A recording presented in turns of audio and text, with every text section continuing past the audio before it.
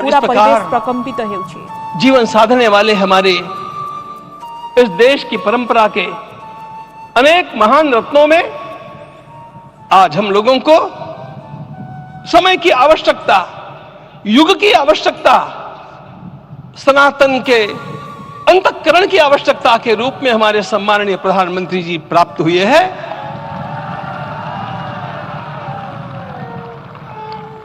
यह केवल इस देश का नहीं, यह संपूर्ण विश्व का सौभाग्य है कि आज एक ऐसा राजदर्शी हम लोगों को प्राप्त हुआ।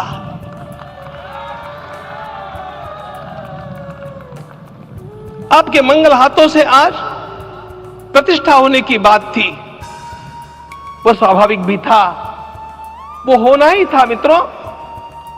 लेकिन मुझे इस बात का आश्चर्य हुआ जब मुझे लगभग 20 दिन पूर्व समाचार मिले कि माननीय प्रधानमंत्री जी को इस प्रतिष्ठा के लिए स्वयं अपने लिए क्या क्या अनुष्ठान करके सिद्ध करना चाहिए, स्वयं को उसकी नियमावली आप लिख करके भेजें।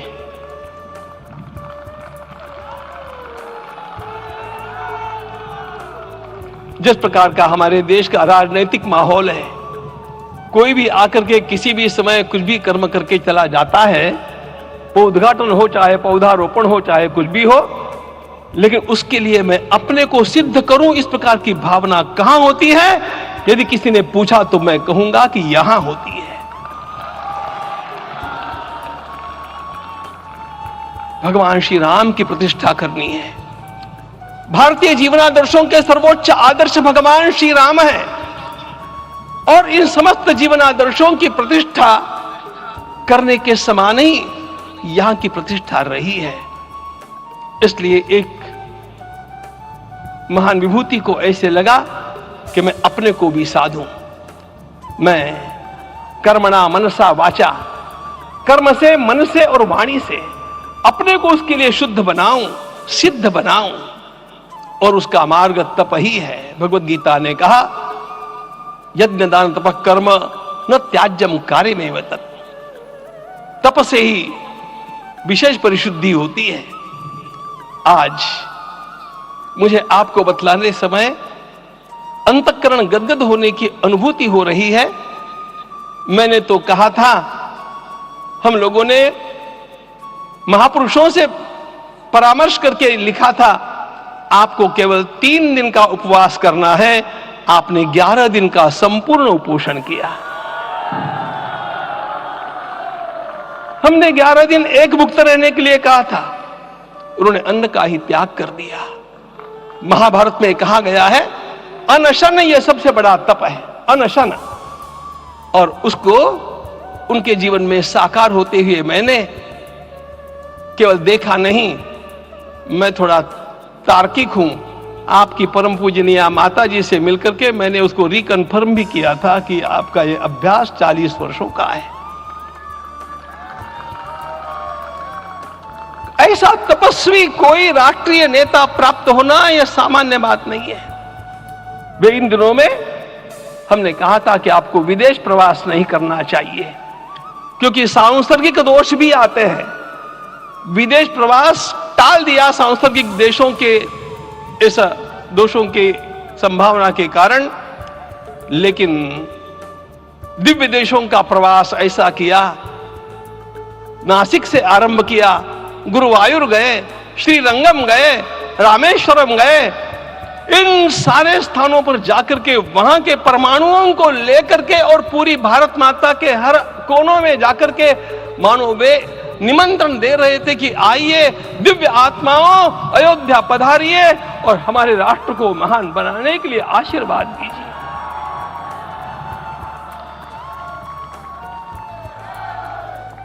हमने केवल कहा था 3 दिनों तक आपको भूमि शयन करना चाहिए। 11 दिनों से आप भूमि शयन कर रहे हैं। इस कड़कड़ाती ठंड में इस प्रकार का शयन करना, मित्रों,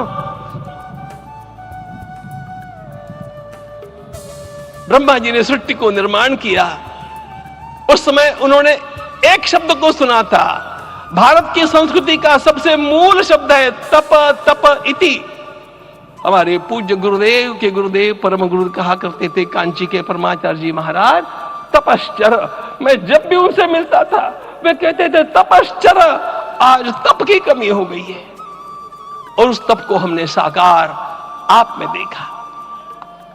मुझे इस परंपरा को देखते हुए केवल एक राजा याद आता है जिसमें यह सब कुछ था, और उस राजा का नाम छत्रपति शिवाजी महाराज। छत्रपति शिवाजी महाराज।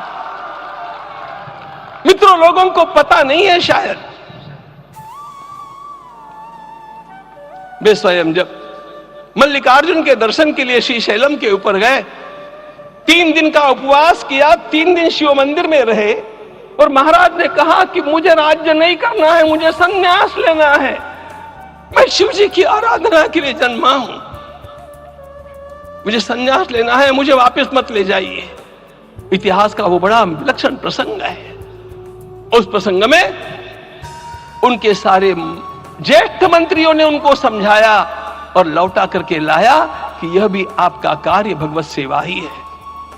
आज हम लोगों को उसी प्रकार के एक महापुरुष ऐसे प्राप्त हुए हैं जिसको भगवती जगदम्बा ने स्वयं हिमालय से लौटा करके भेज दिया कि जाओ भारत माता की सेवा करो। तुम्हें भारत माता की सेवा करनी है। मैं अपने को कभी श्रद्धा रखने के बारे में भावुक नहीं पाता हूं, लेकिन कुछ स्थान ऐसे होते हैं जहां पर आदर के साथ अपना मस्तक अपने आप झुक जाता है। ऐसा एक स्थान हम लोगों को उच्च पदस्थ इस राजर्षि ने जब दिखाया तो मुझे छत्रपति शिवाजी महाराज के गुरु समर्थ रामदास स्वामी महाराज की याद आ गई। उन्होंने शिवाजी का वर्णन किया, निश्चयाचा महामेरु, निश्चयाचा महामेरु, बहुत जनासी आधारू, अखंड स्थितिता निर्धारू, श्रीमंत योगी, श्रीमंत योगी, श्रीमंत योगी। हम लोगों को आज एक श्रीमंत योगी प्राप्त हुआ। आज मैं यहां पर केवल इसलिए खड़ा हूं कि इतने तपस्या के पश्चात इन सारे महात्माओं की अनुमति लेकर के और उनके आशीर्वाद लेकर के उनका यह तप पूर्ण करने के लिए, उसकी सांगता के लिए उनको चरणामृत दिया जा रहा है।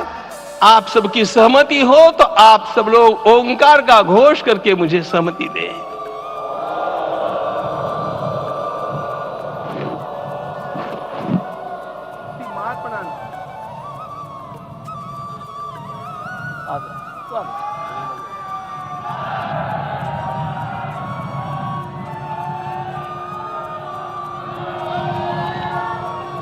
अपना उपवास पूर्ण कर रहे हैं माननीय प्रधानमंत्री जी। 11 दिवसीय उपवास